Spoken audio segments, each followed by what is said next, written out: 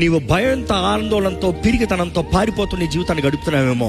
దేవుని దగ్గరకు వచ్చి దేవుని దగ్గర సమర్పించుకునే, దేవా నా భయాలు ఇది, నా పిరికితనం ఇది, నా చేతకానితనం ఇది, నన్ను ఈ విషయంలో విడిపించు, నాకు కావాల్సిన జయము దయచేయి, నాకు కావాల్సిన సహాయము దయచేయి, నాకు కావాల్సిన శక్తిని దయచేయని దేవుని యథార్థంగా అడిగితే నీ జీవితంలో ఆయన ప్రేమతో నీ బలహీనతలను ఎరుగున్న దేవుడు, నీ భయాలు, నీ పిరికితనాన్ని ఎరుగున్న దేవుడు, నీ చేతకానితనం. ఇక్కడ మనందరికీ ఆశలు చాలా ఉన్నాయి. ఇక్కడ మనందరం దేవుని ప్రేమిస్తున్నవారమే. ఎవరైనా దేవుని అసహించుకుంటే ఇక్కడ ఉన్నామా? ఉండం. దేవుని ప్రేమిస్తున్నవారమే, జీవితంలో దేవుని కొరకు జీవించాలని ఆశపడుతున్నవారమే.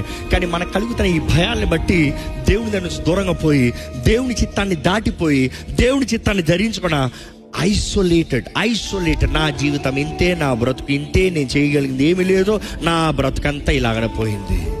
ఈరోజు నీకు యేసు నామములో అధికారం ఉన్నప్పుడు నువ్వు యేసు దగ్గర సమర్పించుకుని, నీ తప్పిదములు ఒప్పుకొని, నీ పాపాలు ఒప్పుకొని ఆయన చేతులకు సమర్పించుకుని, ప్రభువా నా పాపాలు కడిగేయ్యా, నా శాపాన్ని కొట్టివేయ్యా, నా తెగుల్ని తీసివేయ ప్రభా, నా అజ్ఞానాన్ని క్షమించాయా, నా జీవితాన్ని బాగు చేయ్యా, నా కుటుంబాన్ని కట్టు ప్రభా, నాకు నూతన అవకాశాలు జీవితంలో దయచేయ్యా, నీ చిత్తము నా జీవితంలో జరగాలయ్యా, నీ సాక్షిగా నేను బ్రతుకుతాను ప్రభా. ఏ భయము నన్ను వెంటాడతానికి వీలేదు, ఏ శాపము, ఏ మరణము నన్ను వెంటాడతానికి వీలేదు. నేను నీ కొరకు జీవిస్తాను ప్రభా. నువ్వు సమర్పించుకుని నీ రక్తంతో నన్ను కడుగు.